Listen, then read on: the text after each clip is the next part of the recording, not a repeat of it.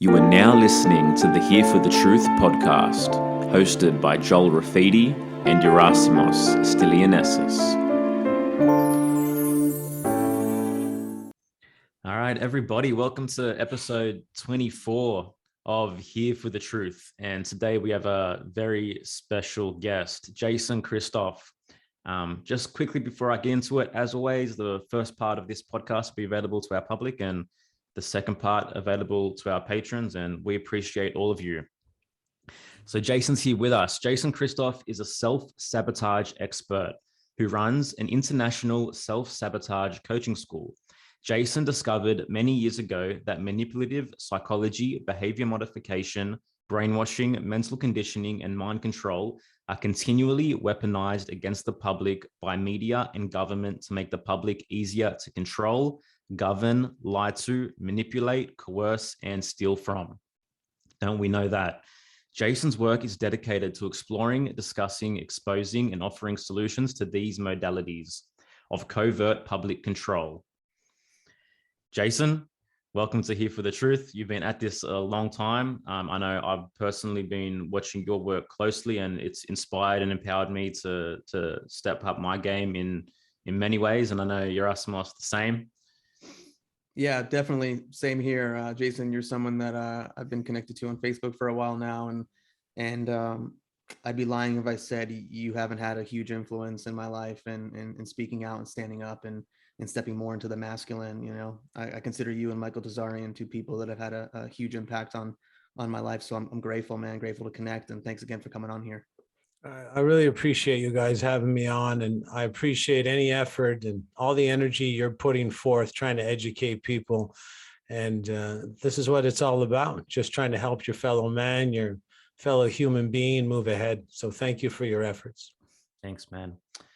All right, Jason, it's a pretty crazy time that we've found ourselves in, obviously. And I mean, before this ramped up, you've been speaking about the herd and collectivism and the possible problems involved with that for a long time. And basically what we're seeing now is collectivism on steroids. How do you see what's going on at the moment? Well, you can see that humans are easily led astray, but that's the documented psychology behind human behavior. It's very easy to control what a human thinks and their beliefs, their actions, their behaviors, their ideas. All you need to do is, on a psychological basis, is very easy to influence someone's behavior with repetitive content. Now, the reason repetitive content is influential to the behaviors, we have this very particular part of the mind, and it actually loves us. It does love us deeply and immensely. It's obsessed with our protection. It wants us to survive.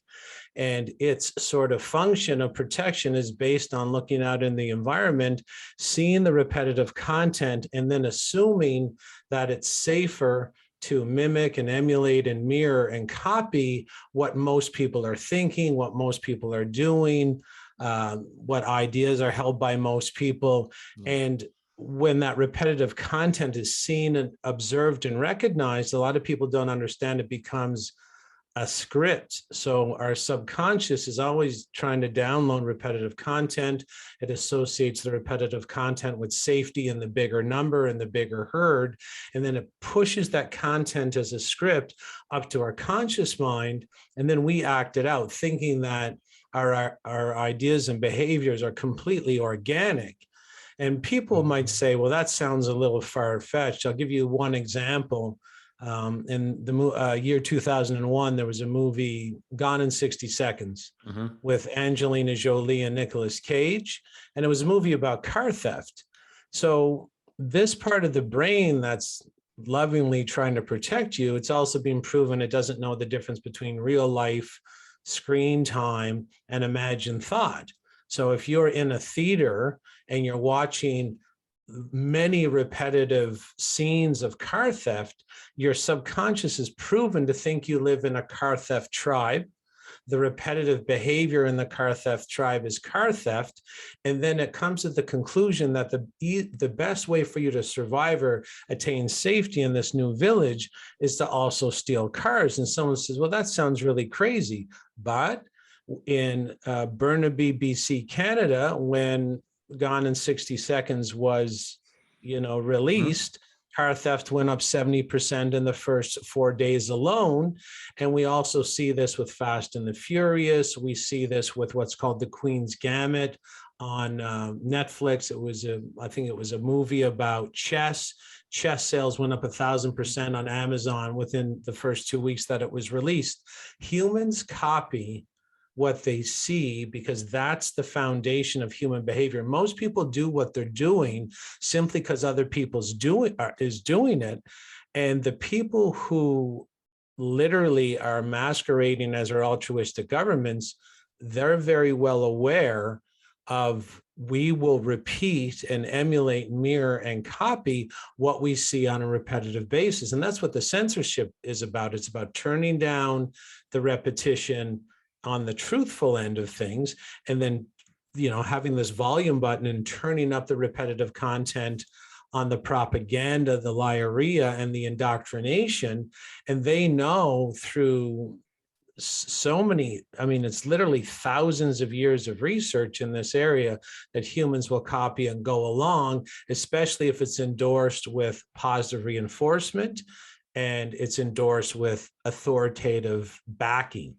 Yeah. So that's why you get the authoritative figures on the screen, and there's many different facets, but they could make us, and it's proven, and this is a quote from Bernard Shaw, but they can make us believe snow is black, and they've done that simply through repetitive programming. It's called behavior modification, brainwashing, or mind control, but it's really the control of the repetitive messages, symbols, and images that enter through the retinal, down the retinal nerve, and is processed as a safety-based protocol inside the subconscious mind. So I hope that explains to people what's going on. They're just acting out what they're seeing on their screen.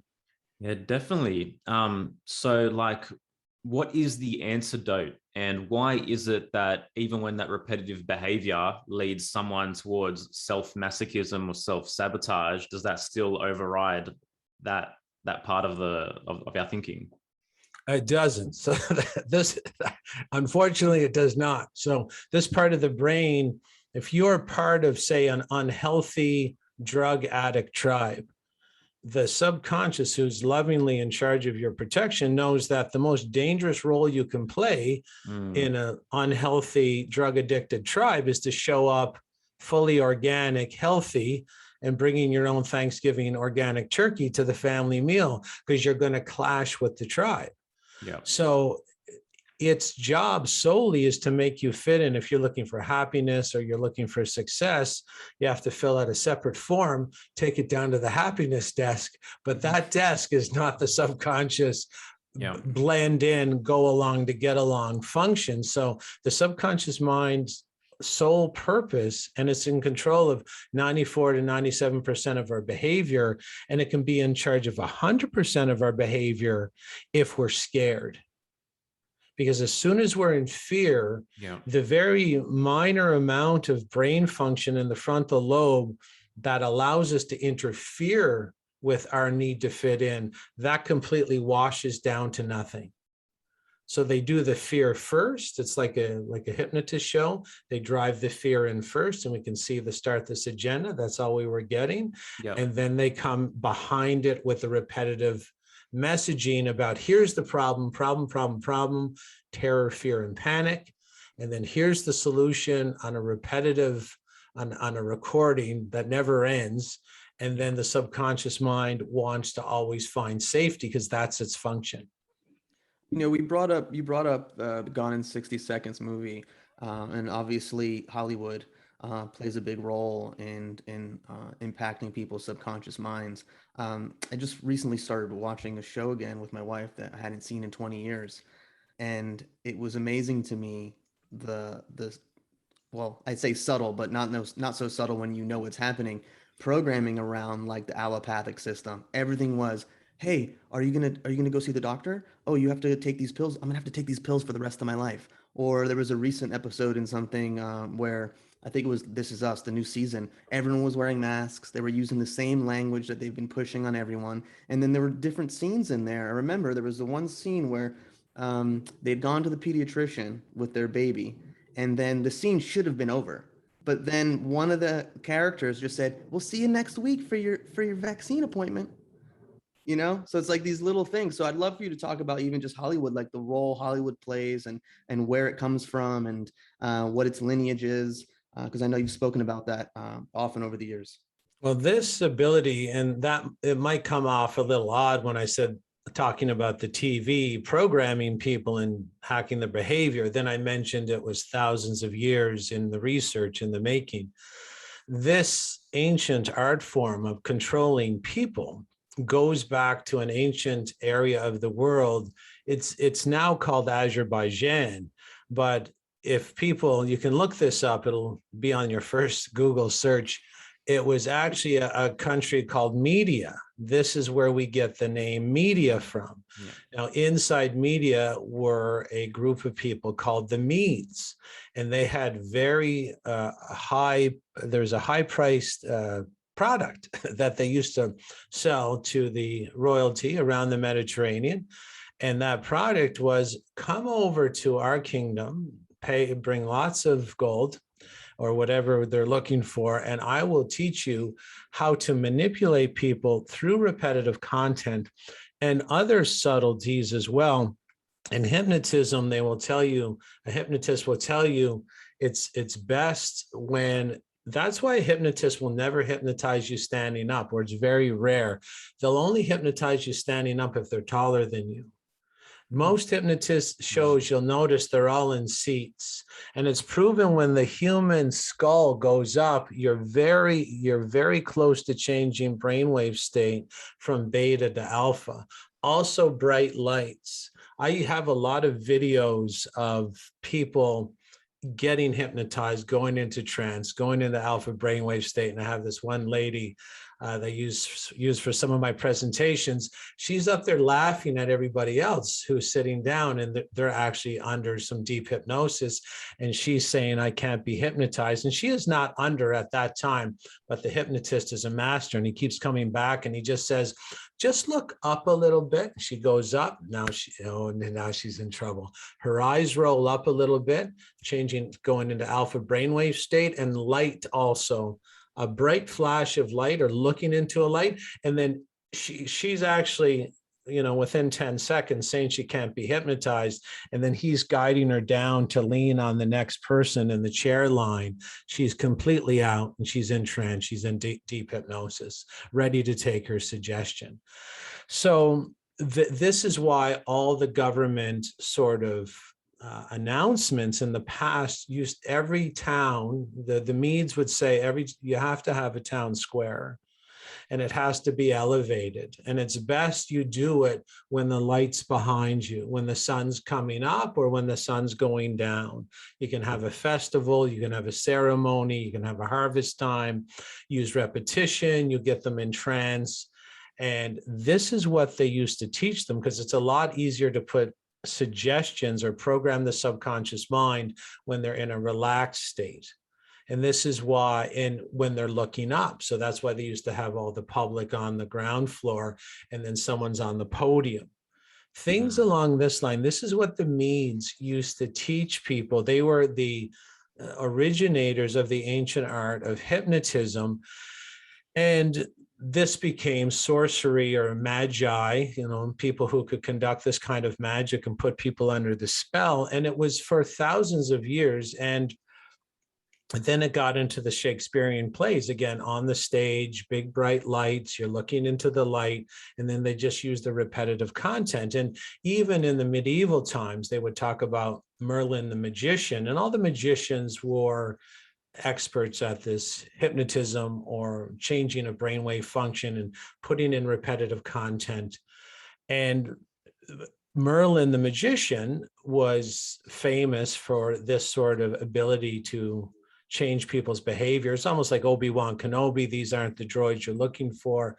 And basically Merlin, the magician, would have all the magicians of the time would have a magic wand, because they would move it side to side. Now that can put you into trance as well. And they would want the wood for a magician would be wood of the holly tree. And that's where we get the name Hollywood from today. It's ancient black magic sorcery that's used in a negative way. This sort of hypnotism or programming of the subconscious mind through light and movement and repetitive content, if you can just as well put in repetitive content that's positive as opposed to negative. But the people who rule us, they derive their power by destroying ours. And they don't like competition at the top.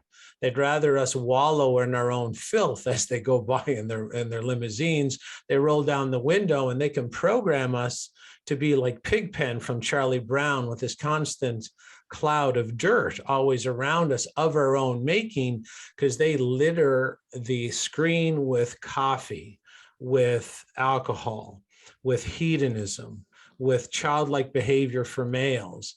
And that goes in and has the same effect as the Angelina Jolie and Nicolas Cage movie Gone in 60 Seconds.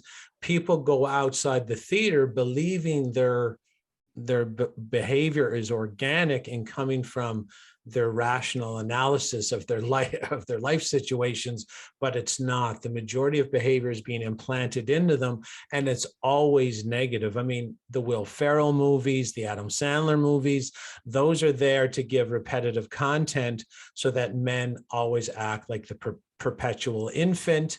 You throw in the alcohol, which does very negative things to the testosterone level in the brain. You throw in coffee, that does the same. Coffee is the most repetitive content in all film, hands down. You'll see a coffee mug, a coffee cup, a coffee shop, or a coffee machine on a back counter within the first 15 minutes of every movie. Absolutely. Yeah. You know what's, oh, you go ahead, man. I was just going to say, media was actually the Greek goddess of illusion as well. I just wanted to throw that in there for those that may not know. That comes as no shock to me whatsoever. Yeah. And oddly enough, the two phonetic words in media is me, die. So there's something to be said, and A is representative of the phallus, right? So there's, as the last letter on the end of media, there's something to be said about, this dark system that has been built around us, and we can see how it's used. It's almost like we built and cheerleaded our own prison as it was being built around us. Mm-hmm. Yeah. I want to go deeper into this, Yeah. but I also want to rewind and go and kind of get into your story a little bit in terms of how did you get to this place where, you're not being influenced by all the media that's coming in right now and you're speaking out about it. Like, what were some of your major rites of passage in your life? And I know you've written articles and you've spoken about this, but like, how did you get from, being born where you were born in Canada and being a leader on the front lines, speaking truth to power around how we're being manipulated and impacted in all these ways, and you don't have to obviously tell your whole life story, but like, we'd love to just know a little bit more. Well, it was very simple. I hit a rock bottom, and then I dragged myself along that rock bottom level for a very long time. And then after that, I got so sick of being in pain, I decided to do something about it.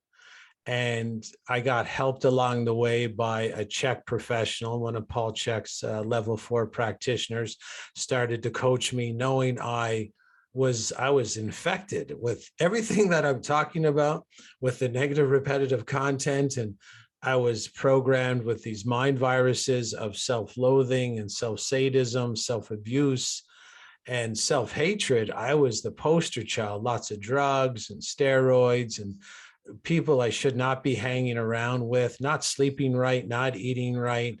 And I just thought, if my heart explodes, I'll just get a mechanical one like the Bionic Man, Steve Austin. I'm giving my age away there. And I just thought, oh, medicine will fix me up. Whatever breaks, I'll just get a new colon, a new intestine, a new heart, a new stomach. And, it was all about this nonstop hedonism. Like Mark Buseo says, me, all day, every day. And it was such a painful way to live. And I figured out later that I was actually a fully initiated member to a very ancient satanic cult, where I hated the life in myself. I hated everything else that was alive. I hated the prosperity and evolution that I was capable of. And I continually destroyed the soul that I was given by the Creator. I destroyed the light that was supposed to be emanating or radiating out of me. I was just dark and evil and literally a Satanist. And I got so sick of living like that and not really being aware of what the real problem was. I started to heal myself through food, and food is just bundles of light. The food just grows in the sun. And then as I started to consume light through food that was capturing it for its entire life, the light started flooding back into my darkness. And then I really started to gallop forward into the person that I am today, where I try to educate people on mind control, brainwashing, and behavior modification. So it's sort of the only way to protect yourself from it. Because if you know how the magician does the magic show fails to impress. So that's really my passion. I hope I'm not too late. I hope I'm here at the right time in our history to make the difference. I mean, I speak to probably about 100,000 or 150,000 people a week through my social media platforms. And it's just about always trying to teach people how this works. Is that's the big secret, is that the people doing this don't have any power. They might be in charge, but they don't have the power. We do. The people have the power. So they have a weakness. They have to trick us to do to ourselves what they could never do by force. So if we can stop hurting ourselves because we're getting brainwashed through the Hollywood movie magic, this all ends like in 24 hours. It's over if we stop giving our energy to it and stop acting out their orders that are coming through TV commercials, movies, and newspaper media and radio media as well. It's like that quote. I don't know where I heard it from. It might have been Michael Tazarian. I'm not sure if it's his quote or someone else's, but it's like the greatest evil that occurs in this world is the evil that we do to ourselves. Like every day, with the thoughts we think, with what we're putting into our bodies, how we're treating our bodies, etc. And so, like we talk about so often on this show, the work that needs to be done is coming back home, eating good food, healing your trauma, and stepping into who you're supposed to be and being on that heroic path and embarking on the hero's journey. It's not being a pseudo self going around holding up signs all day.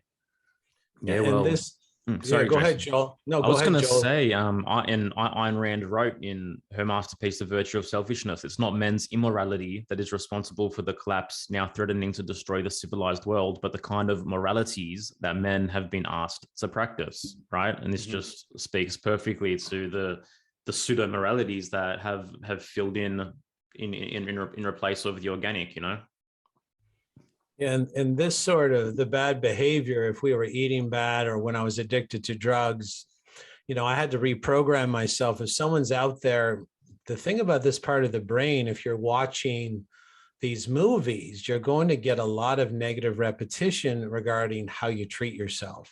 And don't forget, this part of the brain, you can't strong arm it. That has nothing to do with free will. This part of the brain laughs at free will. Because it controls 94 to 97% of your behavior. And if you don't control the repetitive images that program your behavior, there's only one other option. You're going to let the TV and the movie screen and the print media and the radio control the repetitive behavior, which in turn controls your, the repetitive images that controls your behavior. So I want people to understand that if you live in sort of a negative environment, you can't strong arm your way out of it. You have to literally become a hypnotist to yourself. You have to plaster your surroundings with positive imagery, because this part of the brain as well can look out the periphery. It's been shown it can download things in the periphery. It doesn't have to be right in the center field of view. So if you sort of coat your own internal workshop or your office with positive images and phrases, plus you don't water down your positive impacts, your repetitive imprints with negative TV shows and movies, that's the only way proven to get your subconscious to give the okay or the green light to be a better human being. Yeah. And like, speaking of toxic masculinity, I mean, most of us grew up with Homer Simpson, right? Peter Griffin, Family Guy, Malcolm in the Middle, the dad there, like all the primary male figures were basically redundant alcoholics that could not be in service to their family whatsoever. Big winners. Yeah. And I mean, is it that they brainwash us to accept this kind of hedonistic lifestyle, then we partake in it, which is actually in action against our spirit, and then we actually hate ourselves as a result, right? We can't stand being within ourselves, so we become disembodied because we don't want to be in our vessel. And is possibly at that point that we're most easiest to control, when we're just looking for a way to escape from everything that we've created for ourselves? You should be teaching a course. That's exactly what's going on. Because yeah, when you are tricked into, say, poisoning yourself, your soul can't even stand to be inside your body. So it's a great way. And then the subconscious is picking up the repetitive pattern that you don't like yourself, you're not courageous enough to defend yourself, you have to take a knee to evil. Your subconscious mind loves anything that's repetitive, and you're always self-loathing, and you carry a lot of, I mean, even when you wear a mask, the lowest vibration ever measured in the human body is guilt and shame. So you can see this weaponized buffet treats for the ruling 1%, because they love to do nothing more than always trying to have us carry the shame and the guilt. You're born a sinner is one of their favorite ones. And as soon as someone is burdened with guilt and shame, it's such a low vibration, you become unable to even believe you could make it as an independent, sovereign human being. Yeah. You think you're lesser than everybody, and you're always crawling around, sort of metaphorically, on your knees and your hands, begging the tribe to take you in because you don't believe you can survive out in the wild on your own.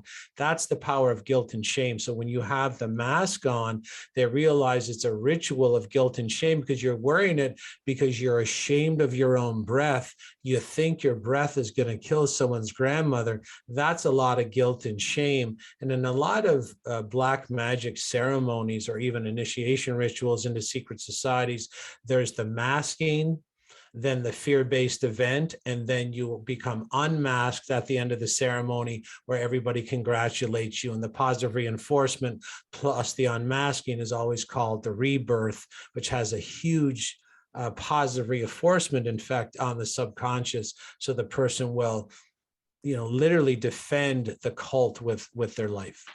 Yeah. And I mean, it's kind of like the loss of self now manifested physically, right? People are literally walking around anonymously, right? They've got these masks, they've got the big glasses, and it's just like, okay, I accept that. I feel like a nobody inside. I might as well be a nobody outside. Yeah, you can't really recognize them. They become one with the herd. It's like the army, why they shave the head. Everybody's the same, wears the same uniform. Even the word uniform means uni means one, and form just means form. One form for everybody. Yeah. Wow. Hope that makes some sense. Oh, it definitely makes some sense. But there's those moments where you just got to take it in, enjoy the silence for a second, because you're always dropping the truth bombs. You've been doing it for years. You're one of the most prolific, I would say, researchers and speakers of truth. I don't even know how many thousands of articles you have on your website. Yeah, man, it's just it's pretty incredible. The work you're doing and what you've taken on in your lifetime. I just hope. Yeah, go ahead, Joe. No, you go for it. I just think it's important people understand how they're manipulated. Their TV is not what they think it is. It's a military weapon. It was designed as a military weapon. This is a very long, drawn out plan. It's not like someone invented the TV a happenstance in the garage, like we're told, and said, oh, this would be a great way to entertain the families. No, it was a boardroom, and they said, we got to control the repetitive content, but we don't have enough town squares, and no one's really coming out to the town squares. All the playhouses are closing. What's our next go-to? And someone says, well, let's put the town square on the wall. Someone said, okay, how's that going to look? Well, we're going to use the electricity. We'll make the shows. We'll put them on, on the screen, and we'll put the town hall, the town square, right on their wall. And so people think it's an entertainment device. It's an entrainment device. It's not there to inform. It's there to misinform. It's the greatest military weapon ever designed because people don't see it coming. It's called TV programming for a reason, right? Absolutely. Was Bernays behind this? Did he have his hands in there? I don't think Bernays had his hands in there, but no, Bernays is technology, which is just, this isn't complex stuff. Edward Bernays is not a magician by any stretch of the imagination. Repetitive content takes care of 90% of all human mind control.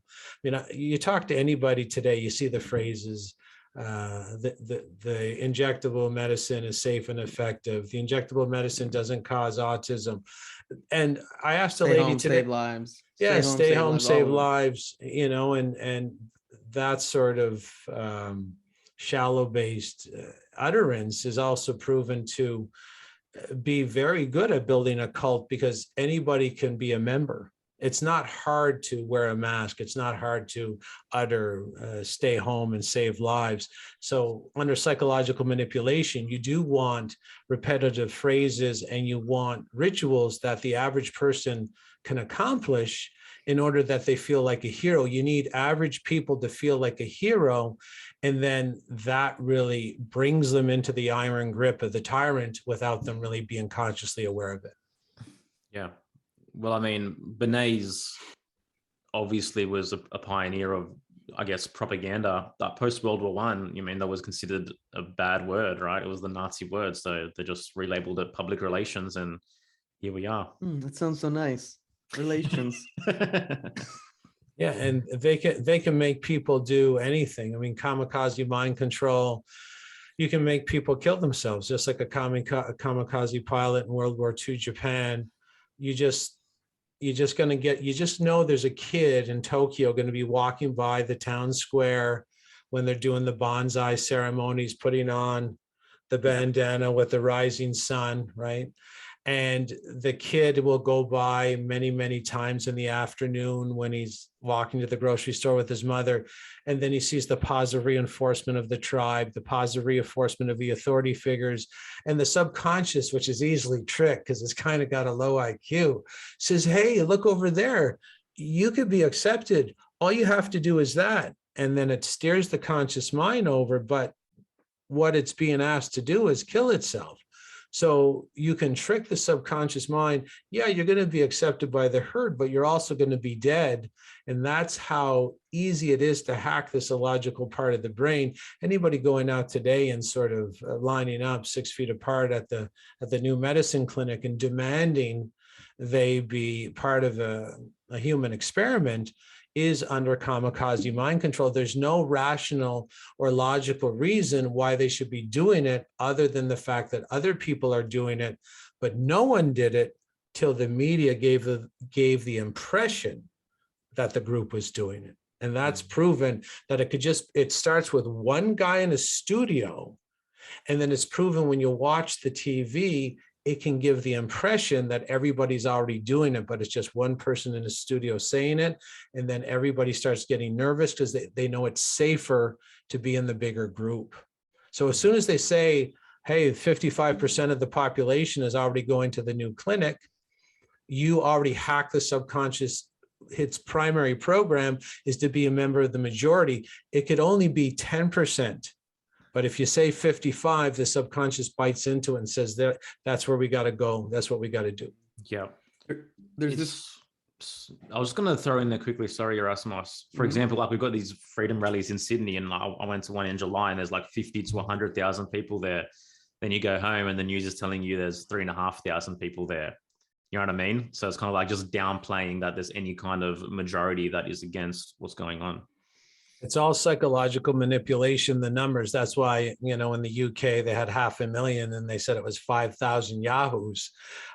It's someone, even in SAGE, which is the UK government's task force that advises the UK government on all matters of the crisis. It's 85 are psychologists, and not just psychologists, behavioralists. These are the Tavistock trained behavior modification experts that literally write the scripts and tell them exactly what to say, when exactly to say it, what colors to wear, absolutely everything that uses this weaponized behavior modification to brainwash the public to do to themselves what that small group could never do by force.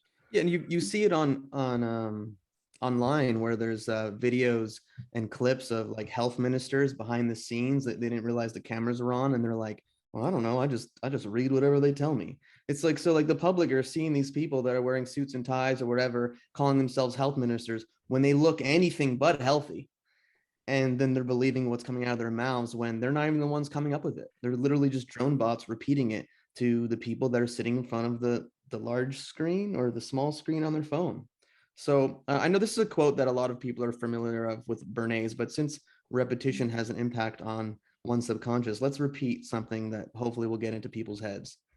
From Bernays: the conscious and intelligent manipulation of the organized habits and opinions of the masses is an important element in democratic society. Those who manipulate this unseen mechanism of society constitute an invisible government, which is the true ruling power of our country. We are governed, our minds are molded, our tastes formed, our ideas suggested, largely by men we have never heard of. And it goes on and on. But I mean, if that doesn't just lay it out for people, then I don't know what does. Most people think they can't be put under mind control. And most of their life, everything from getting a job to when they got married to drinking wine on a Friday night, basically none of it has any rational or logical foundation. I mean, to get married at a particular age instead of marrying the person you really love, or sizing up a mate based on their ability to protect you or support you, you can see most people's behavior lacks any rational or logical foundation. I mean, to actually work a job you don't like, which is very common, and people do it because it's repetitive, and then go home on a Friday night to order poison from a takeaway or a takeout restaurant here in North America, and you're going to call that food not fit for a maggot to consume a treat or a reward, and then you're going to throw some alcohol poison into your mouth at the same time. There's no cauliflower poisoning, but there is alcohol poisoning. People do this, and to them it's completely normal, because that's what mind control is. If you go to a hypnotist show, you don't see people drooling and they look like they're in trance. They don't have their hands out in front of them like a zombie. They are as lucid as I am talking right now, but they're clucking like a chicken. They're dragging their ass across the floor, which I saw my friend do at a hypnotist show. They implanted a program right into his subconscious mind when he was in trance. They said, when you hear Johnny Cash's Burning Ring of Fire, you're going to scoot across the floor and drag your ass across the floor like your ass is on fire. That's the program. You can put it in, and it lays dormant to what's called the trigger. So 15 minutes after he was brought back out of trance, his musician, his guy, the guy with the recording equipment, he cued Burning Ring of Fire by Johnny Cash. And my friend his ass was literally on fire. And he was back and forth on a stage in Las Vegas in front of 5,000 people. I've never laughed so hard in my life. And when he came down from the stage, he was having sex with furniture. Mm-hmm. He was phoning his wife in Calgary and telling her things that I cannot divulge here on, I don't care what this is rated R, I still could not divulge it. And when he came down, I said, you were up there, you had a chair bent over, you were in your underwear, you were having sex with inanimate objects. what, do you remember anything? He goes, what's weird? I'll tell you, I remember everything, but I couldn't stop myself. Mm. Wow. And that's hypnosis in a nutshell. You know, it doesn't make any sense. Like, it doesn't make any sense to work a job you don't like, decorate an empty life, as Michael Tessarian would say, and poison yourself, and then do it all again. That, like, if you don't like your job, you should be taking that small, tidbit of time that you have on the weekend and doing something with yourself so that maybe you can get into a line of business, self-employment, where you can satisfy your soul. So why do you completely burn your weekends and incinerate your time into nothingness? It's because you're under mind control. You don't know it. And coffee sure helps someone continue to do things over and over again that they don't really want to be doing, but it allows them to keep doing it. That's what I've found. It's absolutely, if you study caffeine and even Adderall, they have the same description. They're described as they make humans do boring tasks longer. And then they have caffeine has a very particular effect on brain function. It deactivates the frontal lobe, which is the CEO of the brain. It's supposed to check our behavior against long-term consequences. So when you have caffeine, your frontal lobe is off. And then it activates the limbic system, which what they call the reptilian brain or the hindbrain. And that part of the brain has no ability to judge long-term consequences. It's low IQ, and it's always, because it's low IQ and childlike, it doesn't believe it can survive in the world as an independent, personal, sovereign being. So it's very clingy to the tribal requests to do what everybody's doing simply because they're doing it. So people that are caffeinated, you're already got 1 foot inside the car of the follower, order taker, drone bot, hypno program, TV watcher. You already got 1 full foot in the car. Caffeine's such an interesting thing, and it's actually the one thing that drew me to you, because I haven't had caffeine in almost 9 years, and I didn't feel like a lot of people were speaking about it on the internet. And then it was something that you've spoken about very often. And I find it interesting too, because in like the holistic influencer, health communities, it's like split. There are people that are all about drinking caffeine, and I just don't see it. I mean, anytime when I think back in my past, whenever I would have coffee, it fucking like jacked me up. I did not feel like health. So I can only speak for myself. Other people might have their own experiences, but the fact that it's in every single TV show, newscasters always have it in front of them, every movie, it kind of keeps you doing things that you don't really want to do. I'm just suspect of it personally. Absolutely guaranteed. I mean, that's how you know. If you want to know if something's really bad, if you have any suspicions, go watch any movie or TV show. Watch 2 or 3. And if you see the repetition, I mean, in Fight Club, you can look this up on YouTube. There was a Starbucks coffee cup in every scene of Fight Club, purposely put there. And when they started doing that, I think there might have been 1,000 Starbucks. Now there's 36,000 Starbucks. People are drinking it it's straight. Caffeine is an alkaloid poison used by the coffee plant to kill competing foliage and other bugs. But the whole point is, another thing that you should look at with Starbucks or coffee in general, is it was going to go bankrupt when it only had about 13 franchises. I think it was about 13, 1987, going to go bankrupt. But here comes who comes to rescue it? Bill Gates and William Gates Sr. Now, why would they want to caffeinate the world?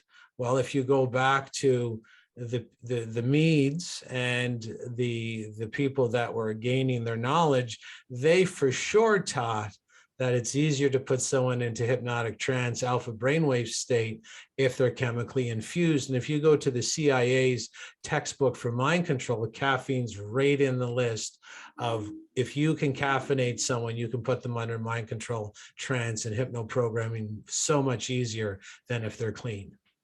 That was a brand new one for me. I didn't know Bill Gates was invested in Starbucks. It's crazy. But I mean, at the same time, look at, Friends, right? We had a whole freaking series shot in a coffee shop, which was people's ideal of what friendship should be like, growing up in the 90s. Yeah, Very the true. central perk, right? The central perk. Yeah. There was even was it Game of Thrones where there was this, I say controversy, but in one of the scenes there was just a Starbucks coffee cup that somehow wasn't taken out. And so you're looking at a show that's supposed to take place who knows when, and then there's a Starbucks cup in there, which, like, please, you're telling me someone on set, someone that didn't work there, didn't have their eye on it? Like, come on. Yeah. Absolutely. They're on purpose. Everything, like they said, the world's a stage and everybody but actors. This is absolutely would have been put there on purpose. And then the publicity, they would have pretend fired the assistant. That would have got blown. I mean, imagine the free advertising, right? It's supposed to be the medieval times. There's a Starbucks coffee cup in there. And like I said, it doesn't matter what show you watch. I even analyzed, there's a really raunchy show in North America called Mom, just MOM. It's with this lady with blonde hair, single mom, of course. This is the repetitive message. They don't want the alpha male energy near the women, because this is going to really backfire for the women, because they always are getting conditioned by movies like Bad Moms and Dirty Grandpa for the guys that they can stand alone, which is exactly what evil wants, right?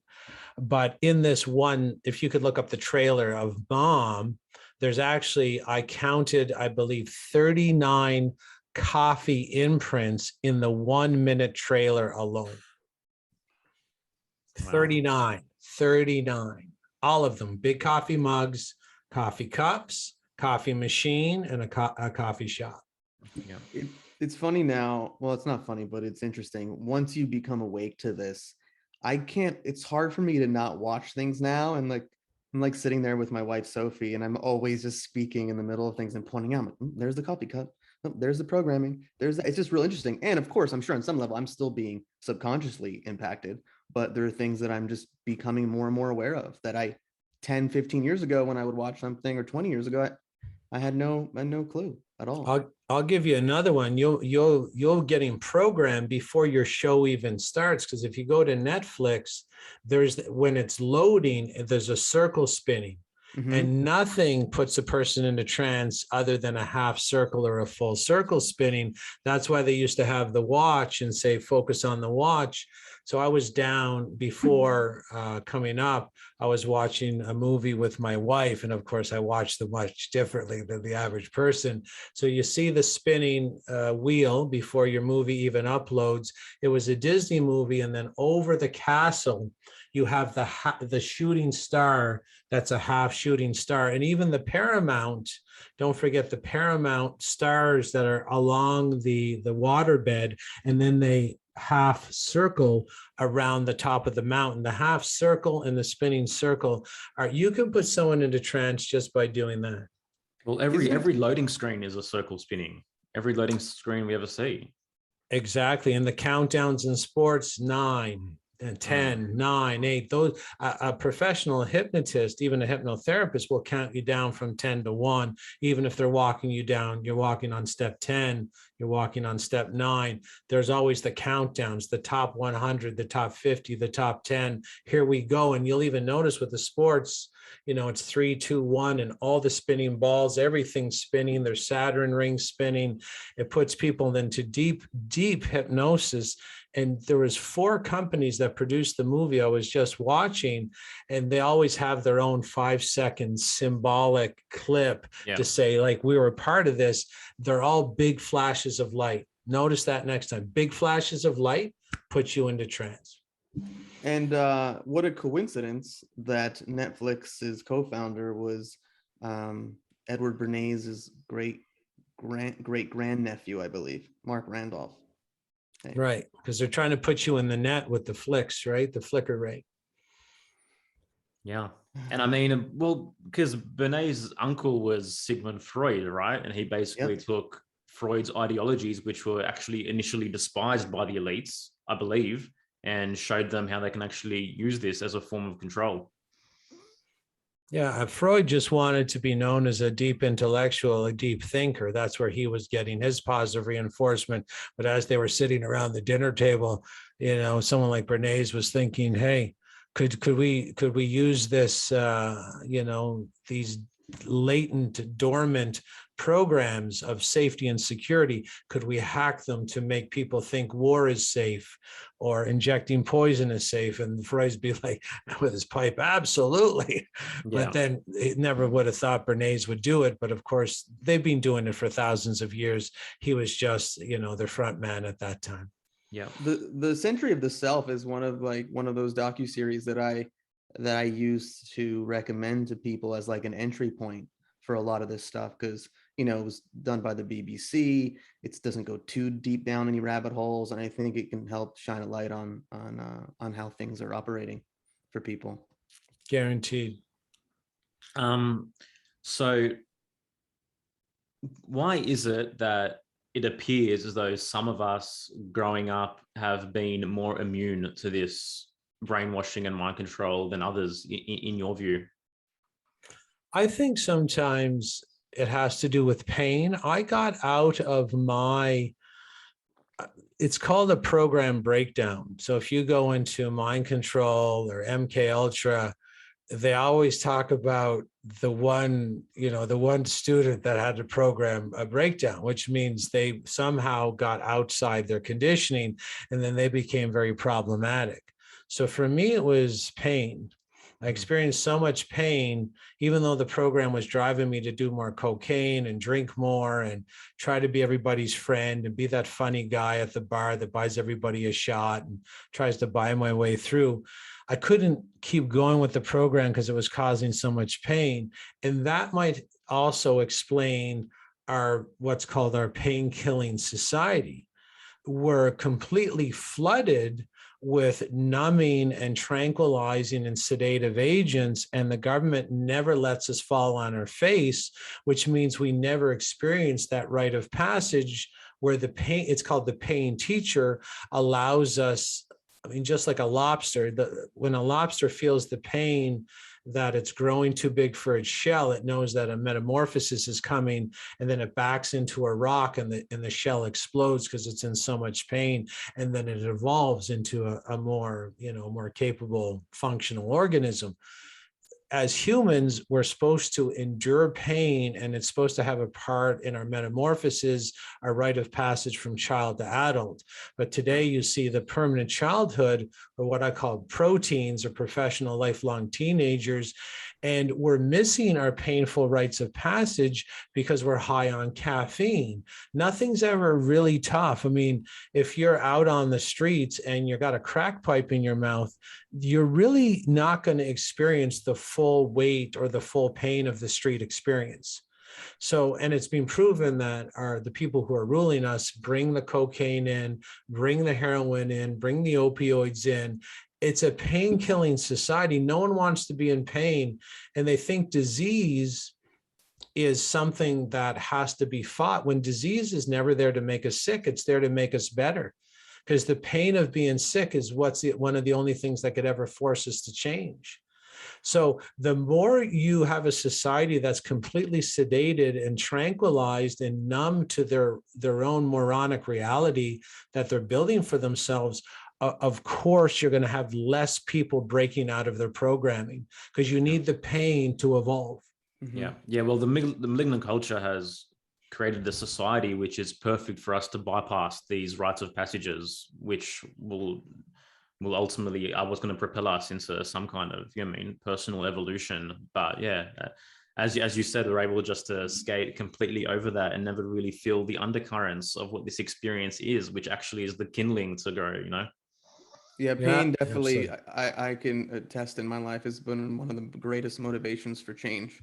That's for sure, is allowing myself to feel it by not getting high, by not drinking, by not having the caffeine. It's been huge. And Jason, actually, one of my favorite articles of yours, and we'll put it in our show notes, is your article, Real Adults versus Adults Who Act Like Children. I think it's you've had so many great pieces of work that you've done, but I think that's one of your best articles that just lays it down. And it's actually a great thing to read through to gauge where you're at. Like, oh, okay, well, I'm good there, I'm good there, I'm good there, I'm good there. I need a little work there. I'm good there, I'm good there, and I just think it's a really great piece. So thanks for adding that into the mix of things. Yeah, I think if you put it up, people will get a pretty big benefit from it. It's fun. It's funny to read, and it's a good grading device. No harm, no foul if you're not on, not aligned perfectly with it, but it'll help gauge. And there's nothing wrong with anybody if they find themselves on the opposite side of the fence. Just know that we were always supposed to have these rites of passages, these painful times. Everything from helicopter parents to them not failing anybody in school.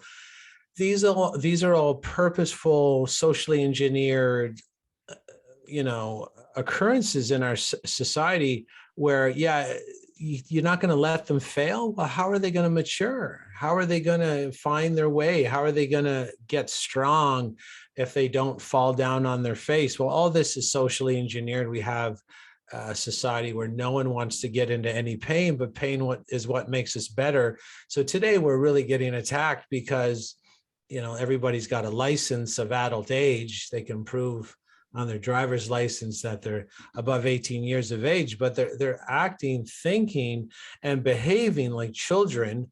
And the evil people that have socially engineered this, that's exactly what this wasn't a happenstance or coincidence or something that just happened on its own. This being pre-planned for hundreds of years.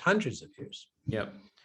I reckon that's a perfect place to wrap up part one of this episode with Jason Christoff. I'm so excited to continue this conversation on the other side. To our public audience, we're going to let you go here. To our members, stay tuned, and we're going to dive much deeper into how this plays out and what it means for the time now. Thank you.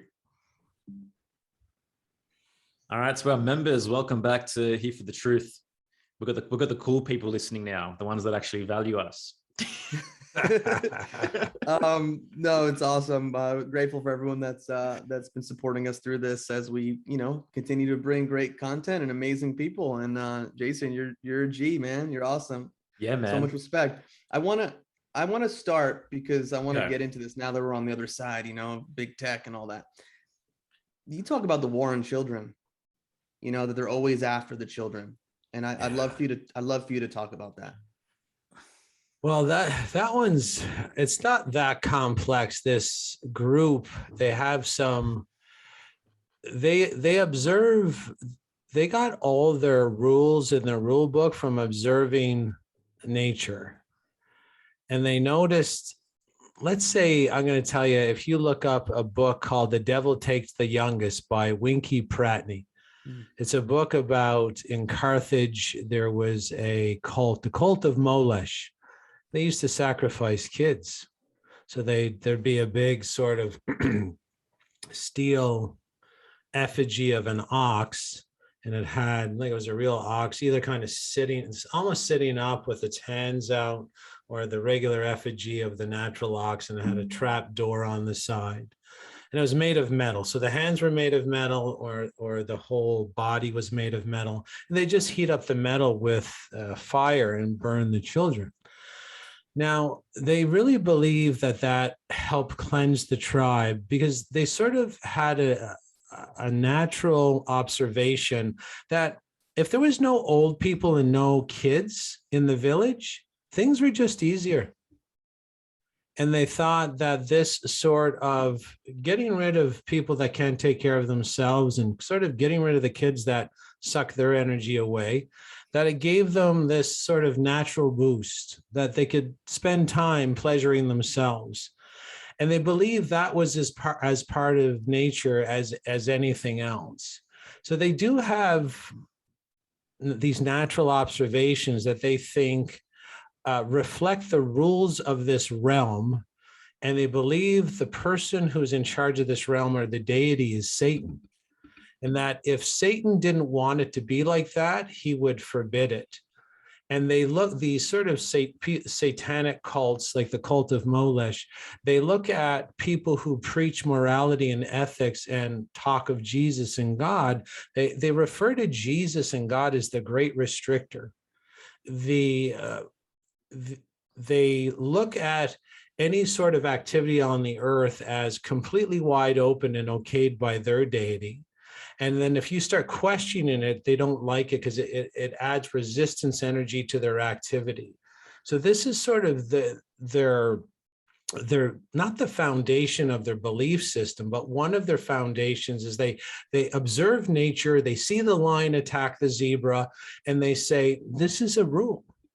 The strongest eats the weakest. And we're going to go with that because that's what we see in nature. That's what we're going to follow. And if somehow someone says, I don't think the lion should eat the zebra, they think that's wrong. And they sort of push that over into people who want to be moral and ethical and check their behavior against the benefit of the collective. They don't have really a benefit to the collective. They usually have a self-centered, personal pleasure view of what's here in this realm.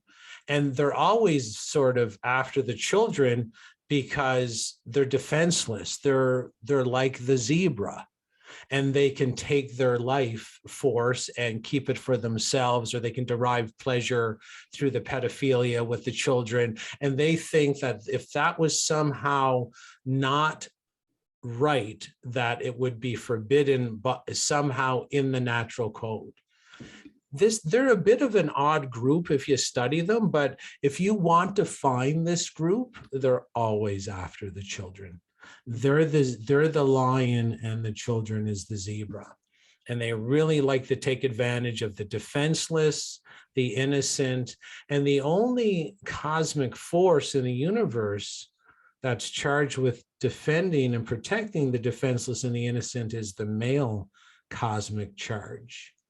And you can see how they've been diminishing that charge to make the very powerful alpha lion more like an obedient lapdog, which gives them free run of the pride land. It's like the hyenas taking advantage or running amok in the pride land. You can see how they love to take advantage of people that are defenseless and weak and disabled. But if you also remove the male force, the protective male force, it's like a wolf entering a hen house. It's a complete bloodbath. Well, it's so interesting that here in Sydney, they just conducted what I would call a ritual of force. Well, not my force, but they held in a stadium 24,000 children to be vaccinated. And there was a point in the press conference where the health minister, Brad Hazard, said, and there's no parents allowed. So literally they took 24,000 children to one of the stadiums that was actually built for the Olympics when they were held in Sydney in 2000. And they vaccinated 24,000 of these kids. Yeah, I did see that, and there was large screens, of course, as well throughout the stadium, which tilted the heads, the skull and and the spinal cord up, which puts the child in the perfect alpha brainwave state, where you can definitely more easily hypnoprogram that child with the repetitive content on the screen. And from children coming out, there was a lot of repetitive messaging from government authority figures that this is good, you're going for the gold, all the positive reinforcement plus the authority-based reinforcement, which really drives the mind control home. And they're getting mind controlled to give up control of their bodies. And the parents are also being mind controlled to let the government consume their children. It's sort of the same cult ritual as they used to do with the cult of Molesh with the Moloch bull. I'm really interested in your perspective of everything that played out in regards to the whole Trump and Q fiasco and the human trafficking, because obviously that was a big messaging point, and obviously a lot of people bought into that, whether that is what it perturbs to be or not. I'm just interested in your perspective on if that was part of the game. How does that work for them, and if not? Well, everybody sort of was hoping Trump would be leading people to the promised land. They call it savior programming. Yeah. Savior programming is very common throughout history, where you develop a persona that's opposite of a group that's recently being hated. And you portray that person as going to come in on a white horse, swinging a very large sword and taking care of taking care of everything on their own. The savior programming has one objective. You keep the humans sitting in their couch doing nothing. So they don't add their energy. They're energy magicians. We have to have that rebellion energy sort of incinerated away into dandelion fluff. And that's what the savior is there to do. Make sure the person who is angry sits on the couch and sort of outsources their energy by proxy to the savior. And then the savior, when they do nothing, it just completely collapses. And it also teaches the person on the couch never to get up and take the rite of passage, right?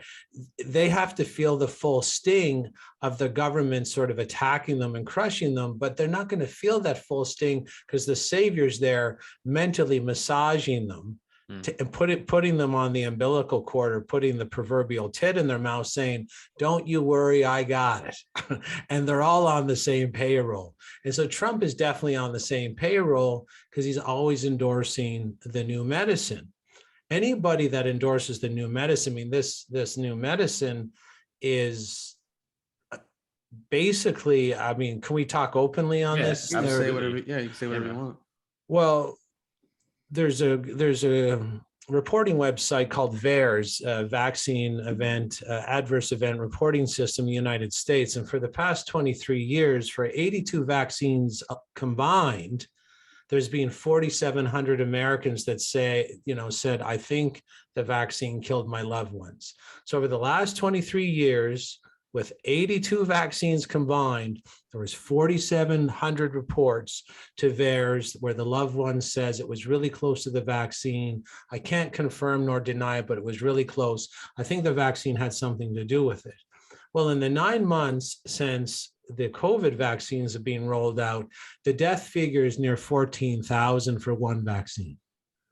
So if a political leader is endorsing the death of their own citizens, this is a misleader. There should be an instant, you cannot, if you're a leader of a tribe, a real man, and Trump is not a real alpha, he's a beta male on many fronts, you do not endorse the death of your own tribe's people, period. You defend the tribe with your own life. And we're very far away from that, where our tribal leaders used to be the ones that would ride into battle at the very front. We have the weakest leaders. I mean, the Canadian leader here couldn't be more feminine, couldn't be more beta, couldn't be, more weak. And people cheer them on because they've been disempowered as well. They think that, again, the savior is going to come. And this isn't just endorsing a controversial medicine. This medicine is something that is killing and crippling like nothing that's ever been brought to market before. Yeah, and for a really long time, there was a study, I believe 10, 11 years ago, that was done by Harvard Pilgrim Healthcare that came to the conclusion that less than 1% of adverse events are even reported. So let's say that number is increased. So you take 14,000 and say you multiply that by 10, by 30, by 50. I mean, the numbers are outrageous. And so regarding Trump, this is the argument I get in with some people when they want to start rationalizing and justifying, like, well, he's playing 5D chess, or he has to say that to the people, wherever the case may be. It's like, no, fuck that shit. You know what I mean? Like, why is he promoting this vaccine? Like, I just can't get behind it. So anyways, you bring up good points, and I agree with you on that front for sure. So in your view, how real actually is COVID? Is it? Yeah. Oh, COVID is as real as calling someone a witch in the 1600s. It's just, it has no, COVID does not exist. And I know some people don't even like to talk about that, but the virus has never been isolated. And people should look into what that means. If you're in the scientific field, you cannot call a conference amongst your peers and declare that a new virus exists unless, number one, there's a new novel set of symptoms. Number one.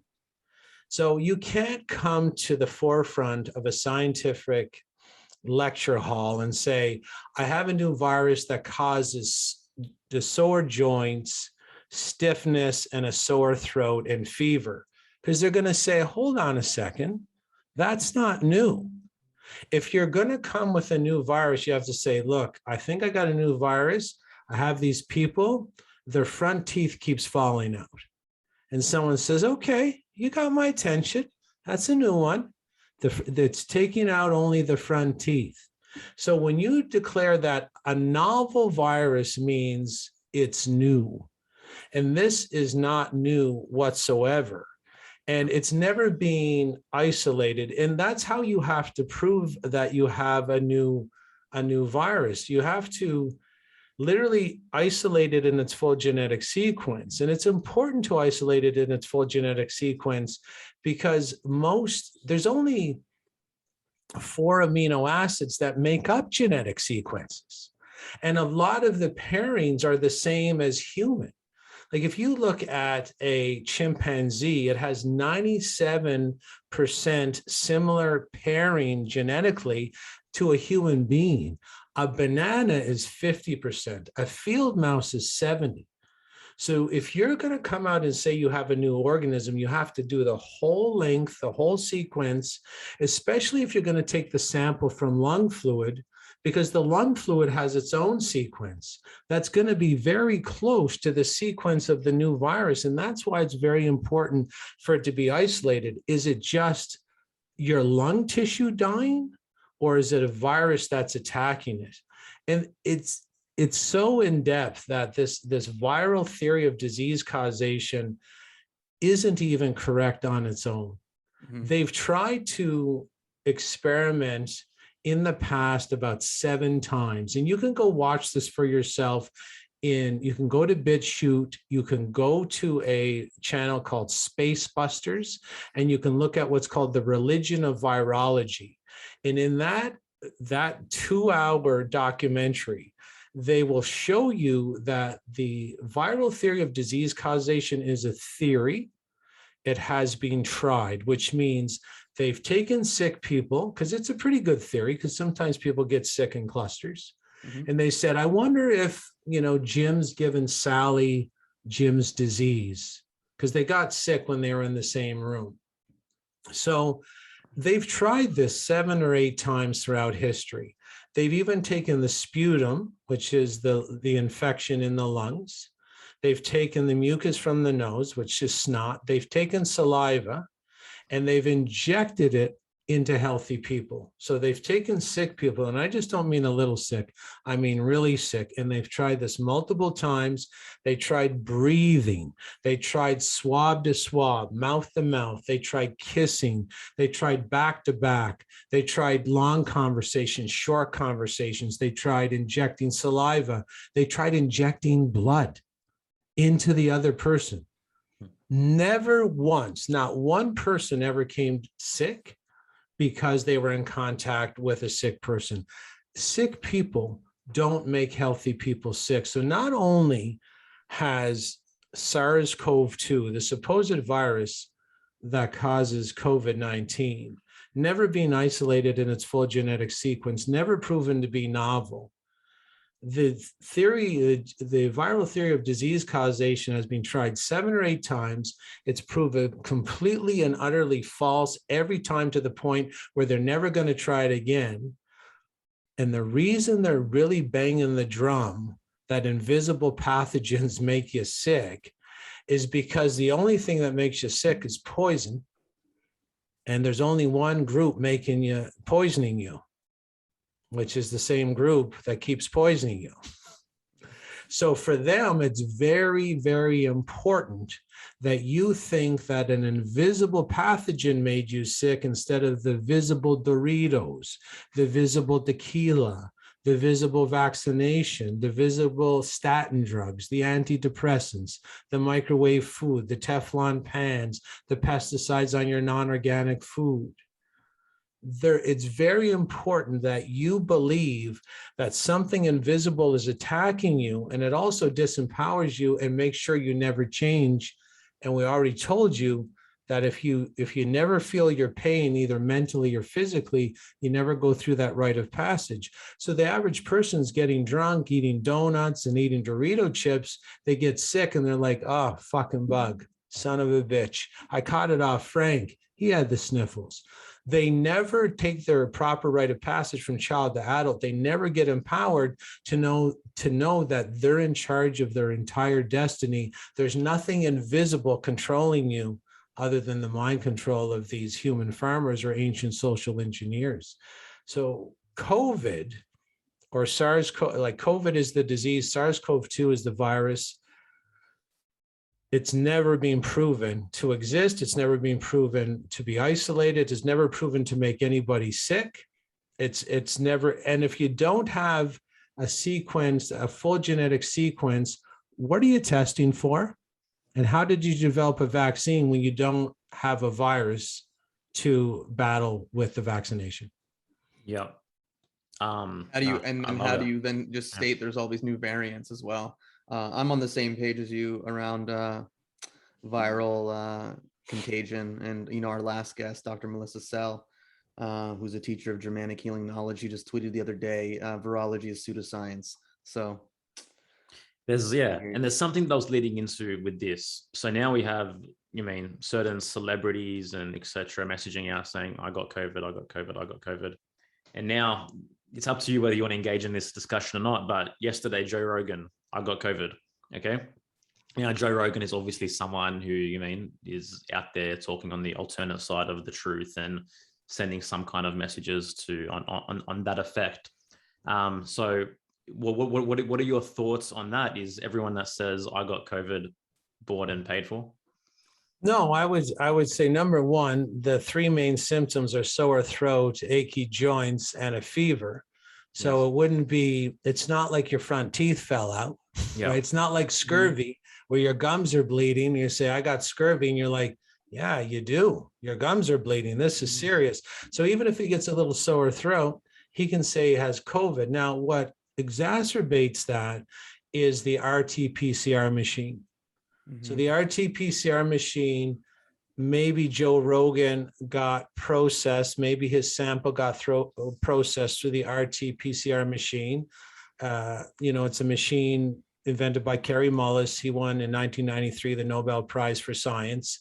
And that particular machine is an amplification tool, which takes a small bit of viral material and makes it really big, makes it easier to see under a microscope. And people thought this was great. I'll have a couple particles and then I can turn up the amplification. And the amplification actually is a digital interface on the machine. It goes from 1 to 60. And every time you go up 1, it doubles the sample size. And when you get up around 40, you're actually in the trillions of amplified cellular debris that you can look at. And it's been shown, you're not even supposed to use it to diagnose disease, but what they did is they declared a fake emergency, which gave the okay for this process to be used to diagnose disease. Now, this machine is as fraudulent as they come, because if you were to take 2 samples from Joe Rogan and you put the digital interface at 10, which means 10 CT cycles, which means 10 cycle threshold. If you put it at 10, Rogan would not have failed for COVID.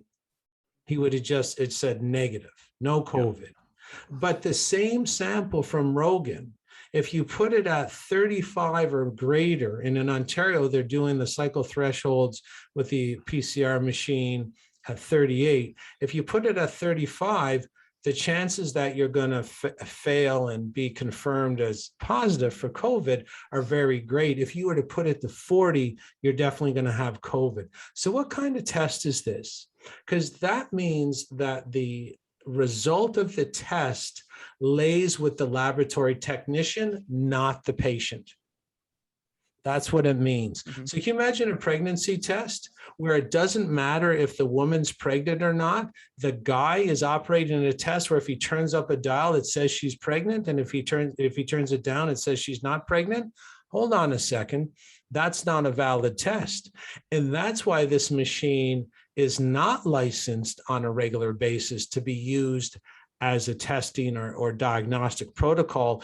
It was used and approved as a co-diagnostic protocol, which means if you come into the hospital always with a raging fever, you're passing out, you have diarrhea, you're white as a ghost, you can apply the RT-PCR and try to look for the debris in an amplification range between 10 and 20 cycles. You're never supposed to cycle it up to 38 or 40 cycles because it'll make healthy people look like they're sick. So the only way they can drive asymptomatic as a word into our dictionaries is through the use of the RT-PCR, where you could just, like, if I tested you right now, Joel, and then I put it at 40 cycles, you're going to have COVID. Yeah. But if I put it down to 10, you don't have COVID, which means your particular health status does not determine the test. And that's not a test. That is a game, and that's a setup. It's like a casino.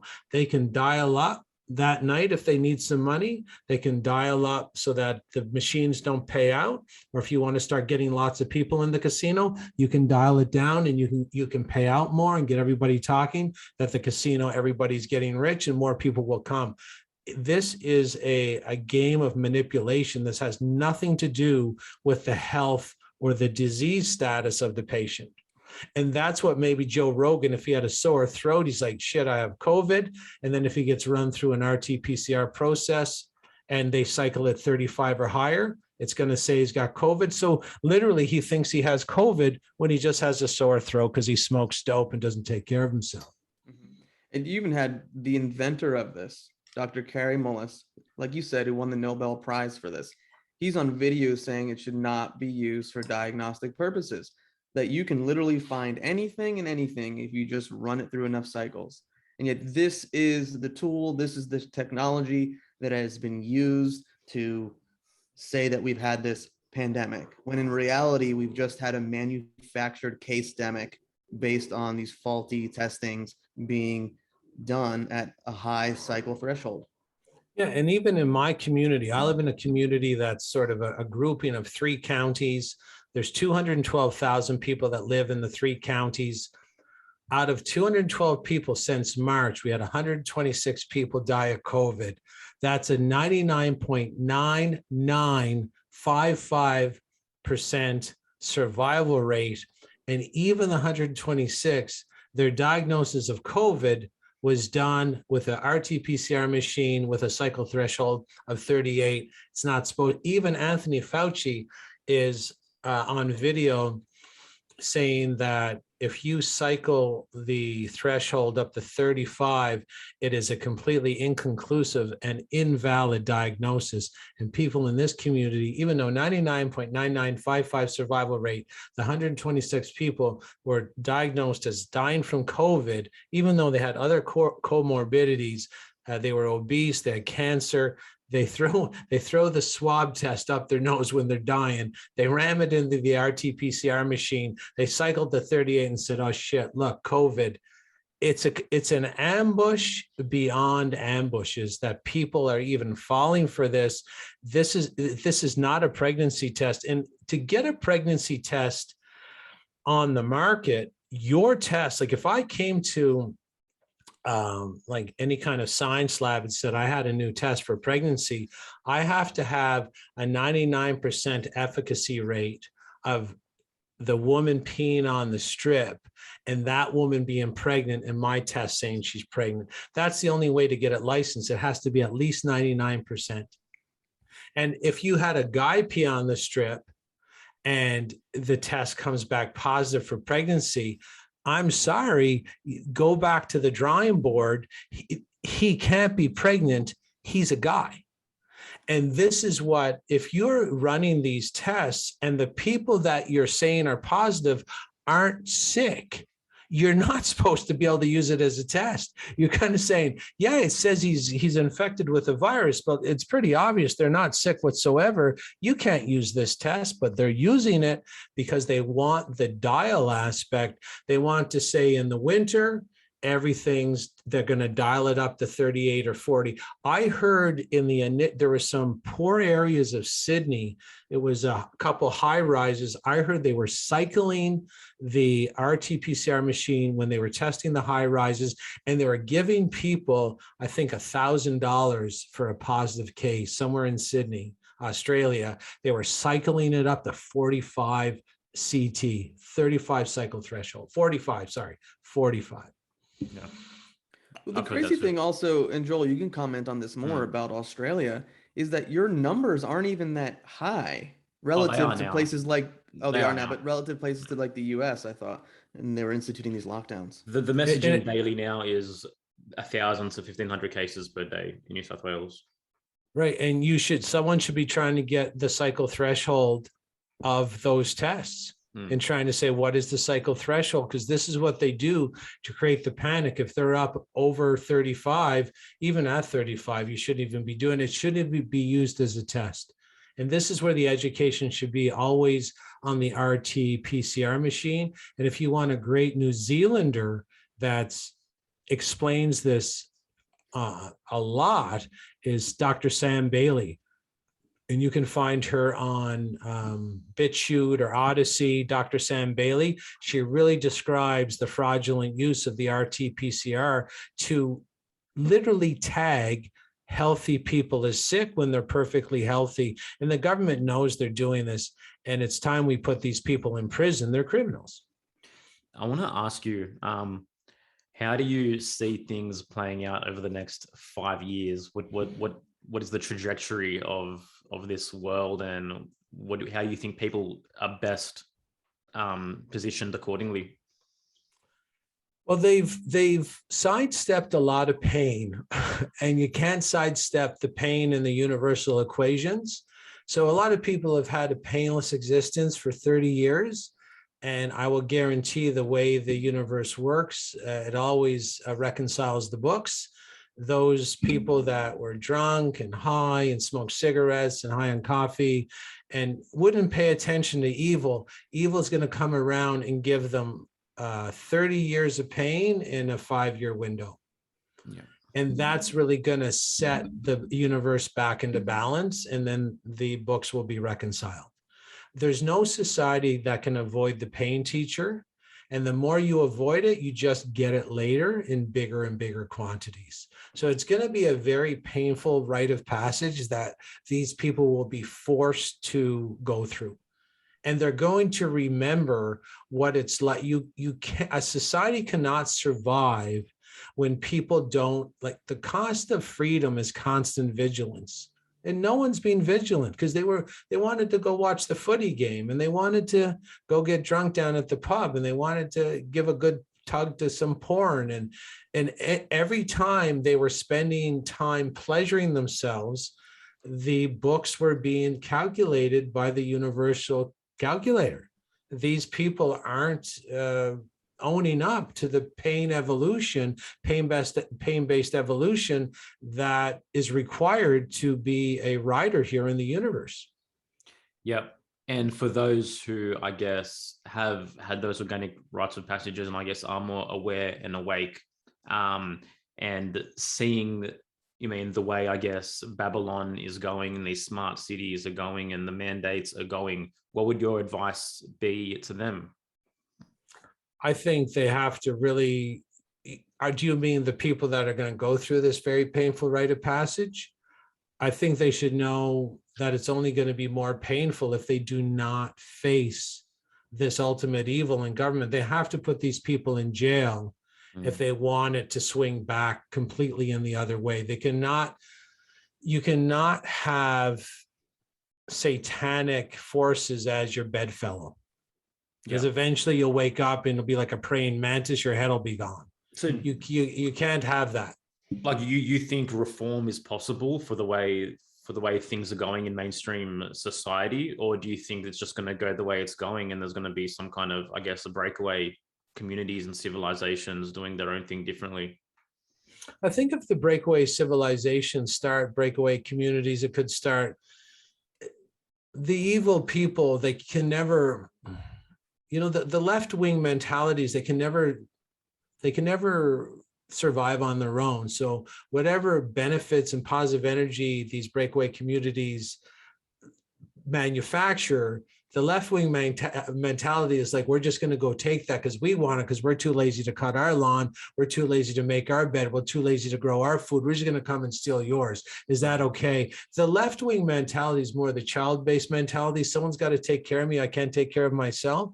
So I think if the breakaway communities do get into the wild and start self-sustaining, they will need a defensive force, because that evil will come knocking, and they will have to stay vigilant all the time, because they're always going to be, there's going to be attempts for invasion to steal the energy that the right-wing adult brain is always producing. The adult brain produces abundance. The child brain, which is more the left-wing mentality, it's dependent. It can't survive on its own. It's going to be a parasite to any positive evolution that these breakaway communities develop. It's going to be like The Walking Dead, you know? Yeah. That's what came to my mind. It could be like that. And I think we should try to break away, but the Satanists and the left-wing mentality, they will never let positive, productive individuals go away, because they can't do anything themselves. They can't even get up and grow their own food. They can't make their own food. Who's going to take care of them like the perpetual infants that they are? This is what left-wingers are all about, is hug me, squeeze me, feed me. So I think the only way to do it, let everybody go through their painful evolutions, but eventually I think these government parasites, this left-wing mentality, this communist social mentality, it has to be pulled out by the root, or this is just going to repeat over and over and over again. And we have to make sure, if we have schools for children, we have to keep repeating these historical cycles, and we have to educate and teach our kids to understand why the price of freedom is constant vigilance. And if someone starts talking about, I'm going to take your money to build my dreams, that person literally has to be brought out back and shot. Mm. Yeah. Would you consider what we're going through a planned depopulation event by any means or any terms? It certainly appears to be that way. And again, if you go back to that sort of ancient cult, you can see they have a benefit, right? There's a benefit there. All the seniors, we won't have to worry about all the resources going to the seniors. They don't produce a benefit. And maybe we'll get rid of, as well as some of the smarter adults, and we'll be left with the children. We can indoctrinate them any way we want. So you can see this depopulation scenario on a satanic level has a lot of benefit and upside for the mental defectives at the top of the ruling pyramid. It has to be depopulation, because this is what the vaccine is really doing to so many people, is literally killing them where they stand. So they've talked about depopulation so much in the movies and the TV shows. They've written about it on the Georgia Guidestones. They've been banging this drum since the Malthusian catastrophe, which is an English scholar, I believe, in the late 1700s, that said the world was overpopulated. We got to get the eugenics and the Planned Parenthood and all that sort of depopulation campaigns going. I would think this has to be a big part of it for sure. Jason, your specialty is you have a self-sabotage school. So what do you say to people? Like, what's the solution to stepping out of the adult child mind and stepping into adulthood for real?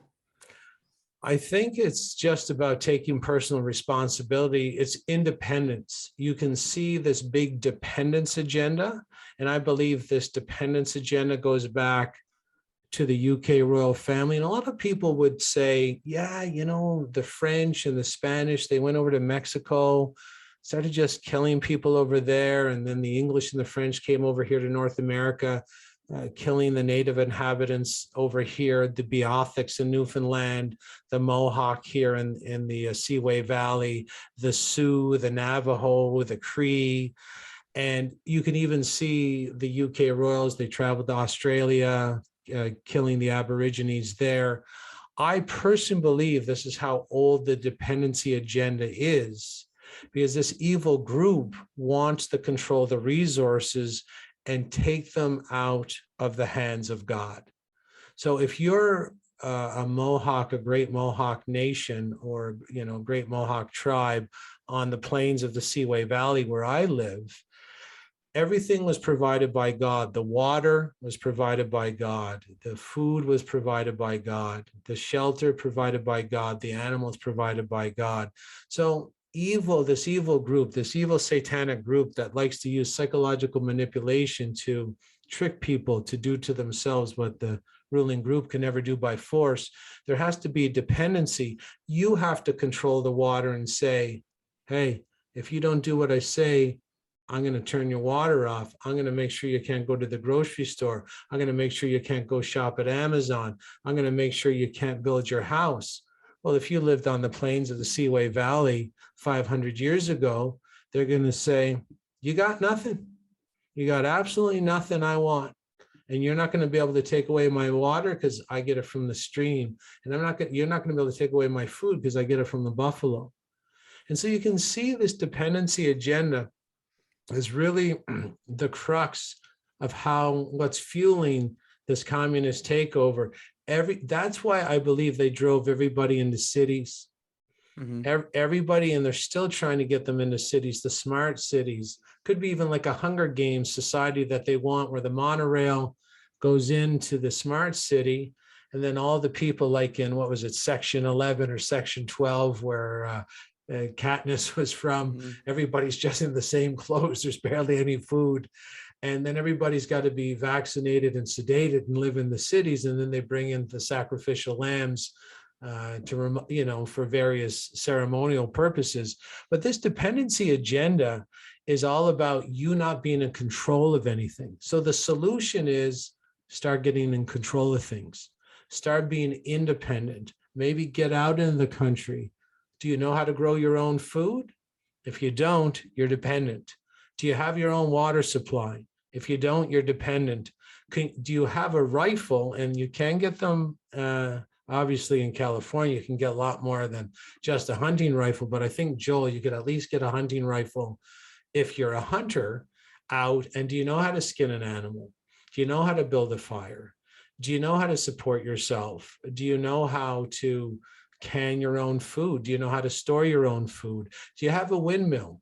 Do you have a generator? Do you have solar power? How dependent are you on the system? You can see the average person who's not only feminized, say the males are feminized, they just thought, hey, I don't need to farm. I'll just live in a condo. I can get my food down at the grocery store. Gotcha. Yep. Because then they're going to say, for you to get to the grocery store, you got to do X, Y, and Z. And you're like, yeah, I'll wear a mask. And then through brainwashing protocol, that person who subconsciously knows they're completely dependent on the system, it's been proven, they'll make up any excuse in their head to comply. Yeah, it's just a mask, no big problem. I'm just taking the 2 shots just to travel. I just want to travel. I just want to see my kids. They start fabricating the lies because they know they're completely dependent on the system anyway, that there's no sense struggling, because that's how dependent they are. They don't have any guns. They don't know how to fire a bow and arrow. They've never even inquired about owning a gun. They're not even trying to grow food on the balcony of their condo. They're not interested. They're not interested in freedom. They're not interested in getting their own water supply. They're not interested in growing their own food. So if you're looking for an answer to try and start digging your way out of this, it would be try to be more independent and realize that this ancient cult, this ancient death cult, traveled the world, literally killing anybody that was on the land. And in my opinion, that was all because they wanted to drive everybody into cities. And they also decorated the cities as the good time pleasure pits, always the good time pleasure pits. And they'd show the kids the movies. You have some poor kid living out in the country in my area, 100 miles from a town. And they'd be like, oh, I want to go live in New York City, Sex and the City, and all these movies about New York and Sinatra, New York, Mom. I want to be in the big city. Trap. They got trapped because they always advertise them as these good time pleasure pits. And really, it was just to stick you in a condo. You're not in control of absolutely anything. And then you go to these government schools and they teach you, hey, the government loves you. They're there to protect you. They would never turn on you. Gotcha. Yeah, well, I mean, we're seeing it here in Australia. I mean, now they've mandated the vaccine for healthcare workers and for workers in education fields, you know. So, and I mean, obviously, what you're talking on is another level, but for most people, their primary dependency is their income, right? So now their income is being threatened unless they compromise themselves, and they've met the first crossroads. And you're absolutely right. You know, I mean, people are at the point where it's like, I like my comfort. I like my normalcy. I like my life that I kind of envisioned for myself within this framework that was built for me. And now all of a sudden, am I willing to have that rite of passage? Am I willing to have the pain of realizing that, you know what I mean, I've entangled myself within a system that requires me to compromise my integrity for reliance? Or am I going to step onto some kind of organic path and undergo and feel some pain and come out the other side? And man, it's in full swing right now. There's no doubt about that. Yeah, they're dependent on the jobs because you could have easily taught children in government school to be independent business owners. Every single one of them could have been an innovator, could have been an inventor, and it was a dependency agenda right from the get-go. They would teach them for job focus, and job focus means someone else is in control of your life. And everybody is herded into the government jobs too, is because it's like, oh, if you're just looking at jobs, you're not looking at $1 million dreams over here. And, you know, you have that singular view when you're inside the school that let's look at the jobs. And then all the best jobs, you know, I get like 8 weeks vacation after 10 years with a government job. I get 70% of my pay on a pension after I work there for 30 years. And then, yeah, they'll just keep paying me as long as I live. And I get 70%. I get longer vacations. I get sick days. I could be home with my kids. And that was the trap as well. Of course, they decorated all these government occupations with all the best salaries, all the best benefits. And then that's part of it as well. You should have just went into the country and controlled everything, because now that dependency is going to be weaponized and used against you. And people have no practice. They literally don't remember the last time they controlled their day. Have no idea. Mm-hmm. Yeah, I mean, I'm personally experiencing it to a certain degree. Like, I grew up in the suburbs, but I lived in New York. I went to college in a city. I lived in New York City for 8 years. I've been in LA, but last year my wife and I moved outside of LA, like 30-40 minutes, and we have some land, and we're starting the process of just learning how to grow vegetables, et cetera, et cetera. I mean, we'll see what happens, but like you said, it takes work, and there are the rites of passages, and we're doing what we can. So we'll see. Yeah. At least you have some land. Imagine someone in a condo, they're completely dependent. The Wi-Fi is blasting them from all angles. They don't know how dangerous that is. And the government's saying you got to take, three jabs a year to keep the green light up on your passport. And if you took 8 jabs over 3 years, but you missed your 9th, you're unvaccinated. Like, it's unbelievable where they're trying to drive this. And the sky's the limit, right? What about the AIDS vaccine that's coming out? What about your measles? Are you up on your rubella shot? Do you got your tetanus? It could go on forever. And the average person should realize that's where it's going to go. They're going to literally having you take 1 shot a day to catch you up, but there is going to be a real no catch. You will expire long before your passport expires. Yeah. It's just scam after scam after scam after scam. Yeah, and it's quite the dependency. And not only have we gotten away from the water and the tents and the food and the land and the vegetables and the connection, that's what God provides. We're godless. We're soulless, right? We gave up what God was giving for free for lesser versions of it that we have to pay for. We shit and piss in the own water, and then the government adds chemicals to it and then recycles it back, when God used to give us the water for free in the stream and it was pure and pristine. We said, oh, that's not good enough for us because, what about the casino? What about the nights out at the restaurant? What about the BJ's in the park or whatever you're looking for? It's a pleasure pit. And I don't even, me, I'm not biblical, but these cities are dependency, sinful pleasure pits where people are literally locked in perpetual childhoods. Of course, they're going to be demanding tyrants rule them. They forget how to rule themselves. On some greater, I guess, cosmic level, do you see a great balancing out taking part as a result of what's happening, which otherwise would have just continued to be bypassed for such a long time? Because this has definitely caused the veil to shake more than it's ever been shaken before, so I can't help but feel like on some level this was the only way. I would say you're exactly right, like a reconciling, a balancing of the books where this writer, like we're not supposed to be stagnant as spiritual beings. And if we're always high and always distracted and always tranquilized and always sedated and someone else is always taking care of X, Y, and Z, we face no spiritual evolution. And I think that's baked in the cake in the equations of the universe. So all this sort of, and people get when they're bored, they focus on things that don't matter. The fact that we invented over 100 different genders in the past 3 years alone, but didn't notice that the government was colluding to literally poison us back into the Stone Age, is a representation and reflection of just how bored we were and how obsessed we were at focusing on shit that never mattered. Ever. Mic drop right there. Wow. Yeah. And it's not only in that category, it's in many different categories. Like we're so focused on what happened to Thor and Revenge of the, Affinity Wars.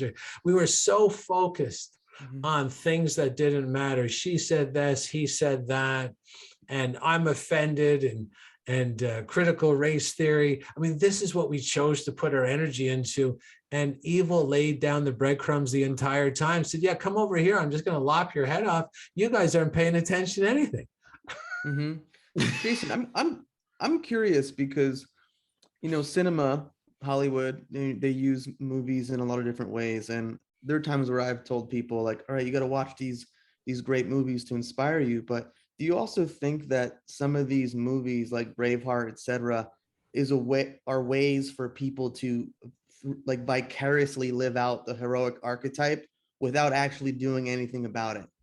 So while this movie would be like, oh yeah, I feel so inspired, but no one ends up doing anything. They're just like, oh, I got that little fix. I got that taste of those archetypes, but I don't really need to do shit.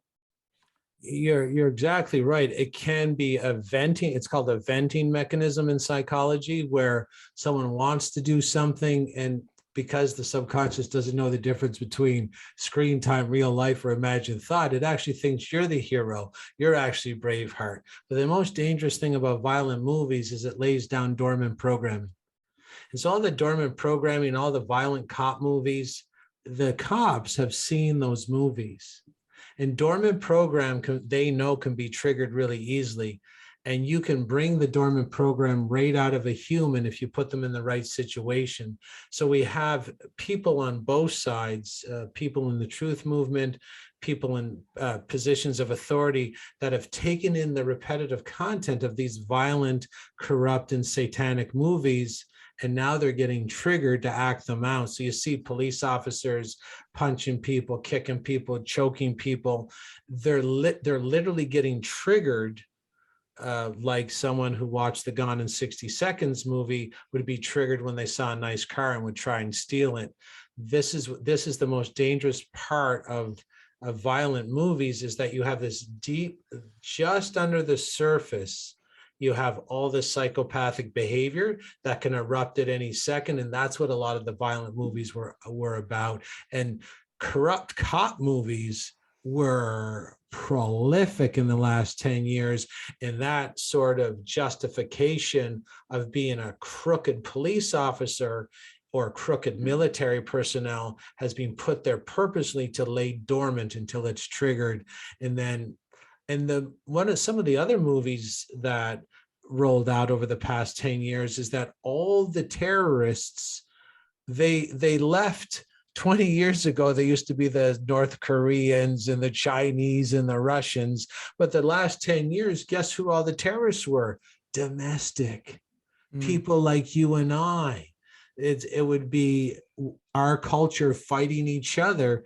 And again, dormant programming where the police are programmed that this is commonplace. You're just going to beat the shit out of your neighbor because you've seen it on such a repetitive basis over the past 10 years. And that's what's so dangerous about these violent movies. Yeah, there's a real life scenario in Melbourne not long ago. There was a protest, and for the first time, the cops unleashed rubber bullets on protesters in Australia. But there's this eerie footage because the protesters are just mum and dads that have lost their business marching the streets. This is eerie footage of this Australian cop with the face shield and his gun. He looks to his mates like, "This is what we're ready for. This is what it's about, man. Come on, you know what I mean?" And that trigger clicked in, and it's like, "Oh wow, I'm now unleashing rubber bullets on a mum." Yeah, it's like bad boys, what you gonna do? You know, that this is the kind of, and they've also video games too. Video game culture has played into this. Yeah, and godlessness. There's no God. There's no morality. They're not thinking because the church and religion have been soiled purposely as well, right? They made sure all the churches was littered with everything was good at one time, just letting you know, folks.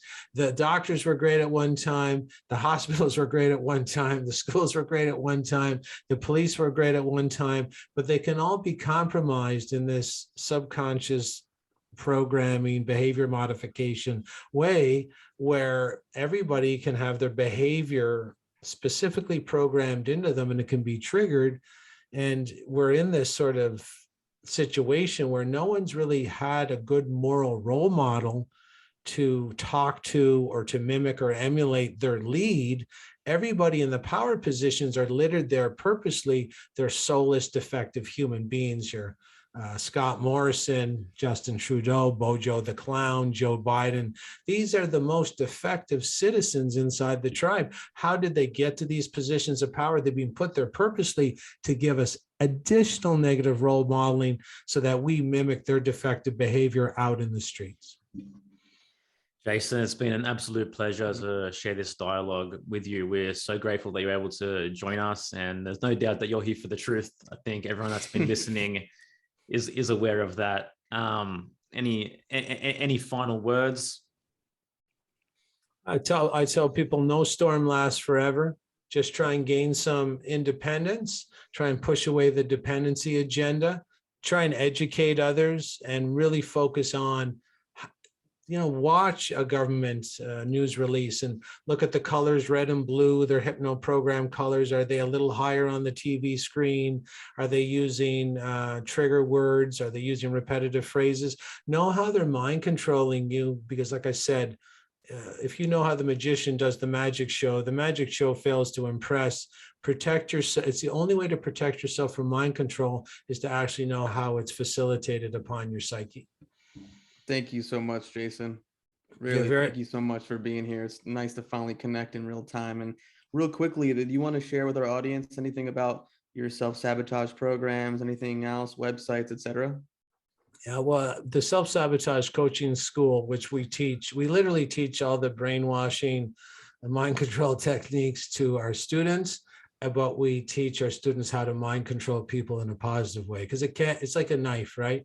If you grab the handle end of a knife, I can fix you a nice meal, defend myself. You grab the blade end, you can cut your hands to bits. We teach people how to use this technology in a positive way, and it could be used in a positive way in every facet of society, but it's used in a negative way right now. That school opens 2 to 3 times a year. And I also have an at-home study program where people can do an individual self-sabotage course at home, where I've recorded a lecture I did online, where I have, I would say, the most insane, crazy, and shocking videos that you've ever seen in your life. And it will all explain how the social engineers hack your behavior, and then how you can rehack your own behavior for positive outcomes in your own life. And if anybody wants any information on that, they can email me at jason@freedomfromselfsabotage.com, and I can give them information on any of those programs. And the at-home study program is only $99, and there's a money-back guarantee, but your jaw will be on the floor. I've purchased your programs over the years, and I have to say they're such an amazing value as well for what you provide. It's great. So anyone that's listening to this, like, just jump on it. You'll get information that it's literally going to transform your life, the way you look at yourself, the way you look at the world around you, and it's definitely life-changing. Yeah, I'm going to drop all the links in our show notes anyway. So people just, if you're feeling inspired, which I'm sure you would be, just jump on and get in touch with Jason.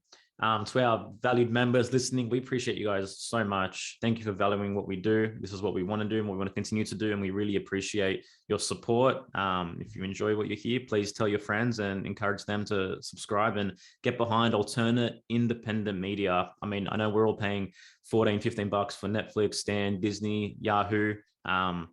If you can manage to support families in there for the truth, spreading the cutting edge information on healing, self-sabotage, self-knowledge, then we'd really appreciate that.